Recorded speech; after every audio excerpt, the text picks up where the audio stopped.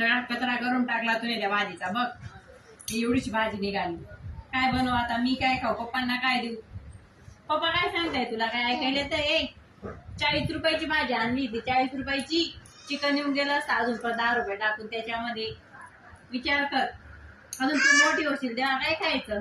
दगड? हा सांग. एवढी महागाई झालेली आहे आता. ती बघा काय करते. आगे मागे तुझा बॉल बॉलच चालतो नुसता.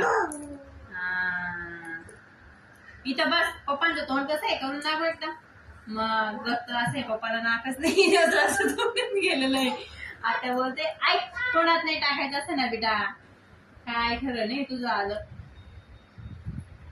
हे काय जेवण करायचंय काय ग?